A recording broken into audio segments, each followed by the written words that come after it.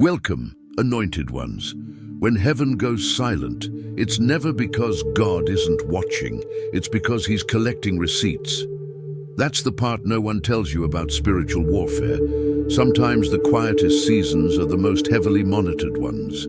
While you were trying to understand why everyone suddenly felt bold enough to come against you, God was in the front row, watching every lie, every betrayal, every hidden plot, every fake apology, and every coward who stayed neutral even though they saw you being spiritually attacked. And the wildest part, not a single one of them realized they were being recorded by the judge they claimed to believe in. Let's be honest, your life turned into a full episode of Who Will Expose Themselves Today. People who claimed to love you watched the attacks and stayed silent. People who claimed to respect you let false narratives spread because silence is cheaper than accountability. And the ones who secretly wanted your downfall, they were front row, feet up, enjoying your pain like it was their personal entertainment subscription. But here's the truth that hits the hardest.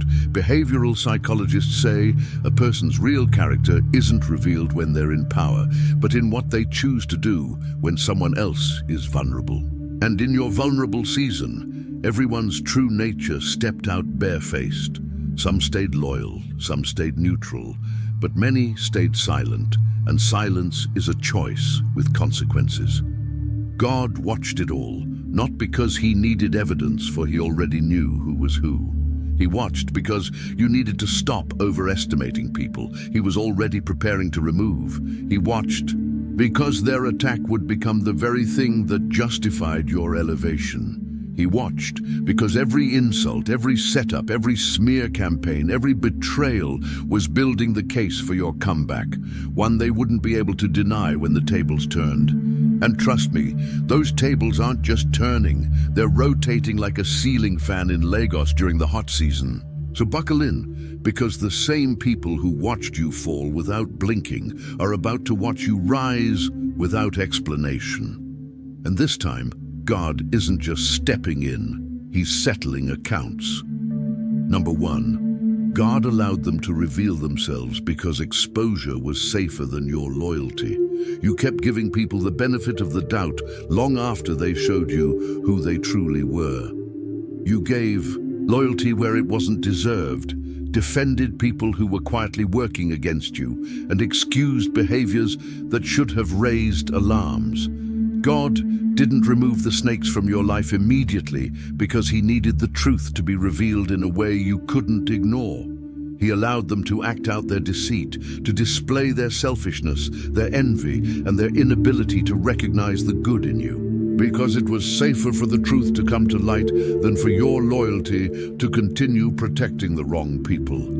Every action they took, every whisper behind your back, every attempt to manipulate the story became proof of their true nature. You weren't blind, you were cautious, you were hopeful, you were loyal, but God understood that hope without clarity can become dangerous. That is why he allowed their intentions to surface in full view. Their betrayal didn't need your interpretation. It needed the light of exposure so there could be no doubt about who they truly were. Your loyalty, pure and unwavering, was never the problem. The problem was the people who wanted to exploit it, who relied on your trust to hide their darkness. And God, in his wisdom, knew it was better for them to be fully exposed than for you to continue defending them blindly.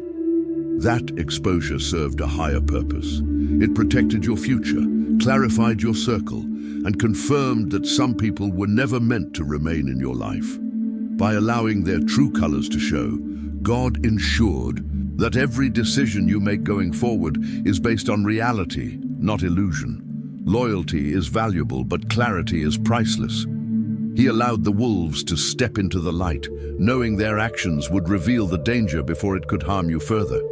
And when the time comes for justice, every word, every betrayal, every moment of silent complicity will be remembered, not as something you suffered in vain, but as proof that God's timing and wisdom go far beyond human understanding. Exposure, not ignorance, became your ultimate shield. Number two, Their inaction was their confession long before God stepped in. The most revealing betrayals don't come from what people say. They come from what people fail to do.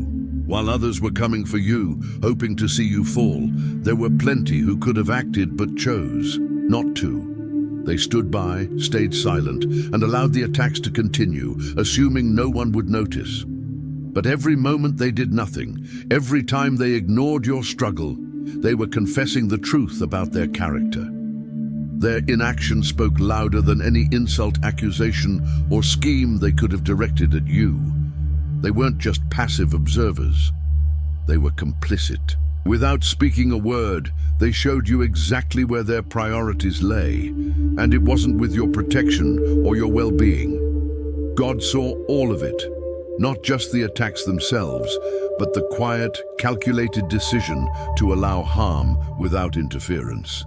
That inaction revealed them more clearly than any confrontation ever could.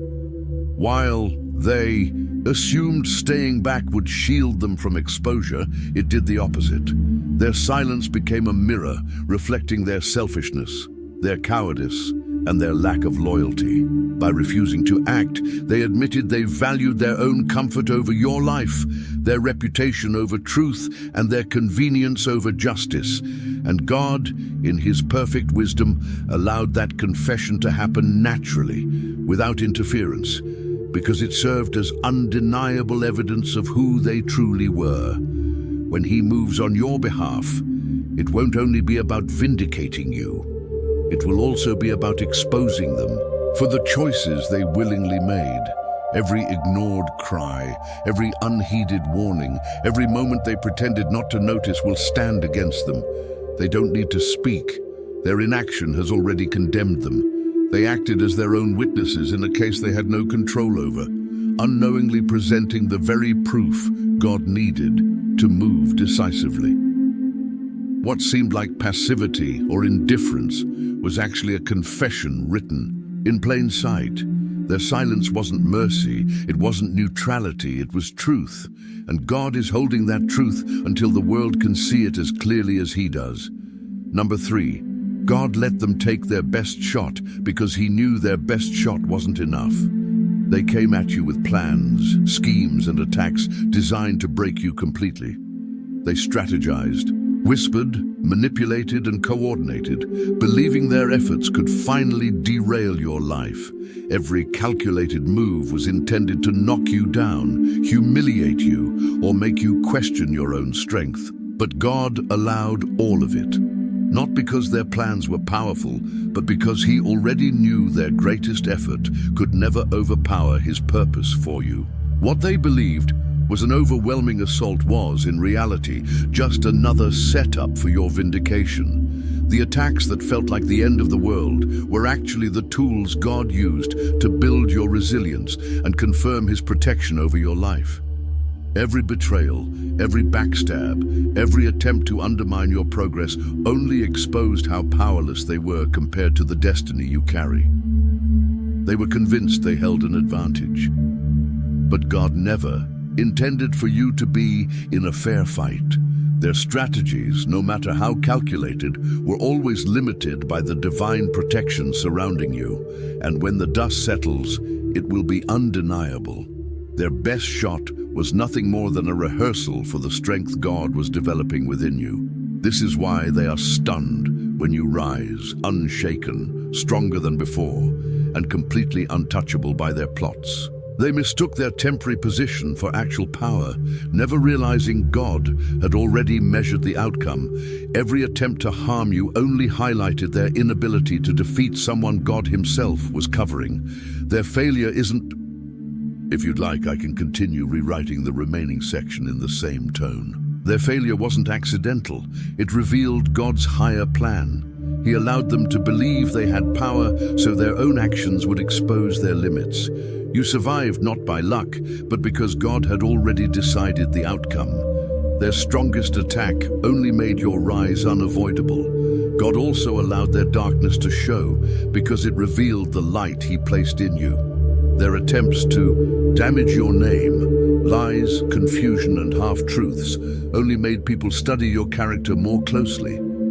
Instead of weakening you, their bitterness highlighted your authenticity, integrity, and consistency.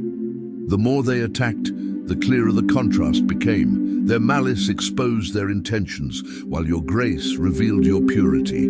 God used their negativity not to shame you, but to showcase the strength, honesty, and spiritual clarity within you. Their darkness only made your character more undeniable. They tried to overshadow you, but instead they highlighted the light within you. God didn't remove his protection. He allowed the wolves to circle so everyone could see who the wolf truly was. What looked like vulnerability was actually God exposing hidden intentions. Those who plotted against you thought they were moving in secrecy, twisting narratives and planting doubts. But God stepped back just long enough for their behavior to reveal itself. You didn't need to defend yourself. Time exposed them. Their fake kindness cracked, their jealousy showed, and the story they tried to control fell apart. People eventually saw the truth and realized the danger was never you. It was the ones pretending to be harmless. God allowed the situation to unfold so the truth would be undeniable. And when he brings justice, there will be no confusion left, because their comfort with your suffering became the evidence against them. They weren't just silent. They took secret pleasure in your struggles. Their comfort in your pain revealed their true character. God saw every hidden reaction, every smirk, every careless comment, and used it as evidence of who they really were.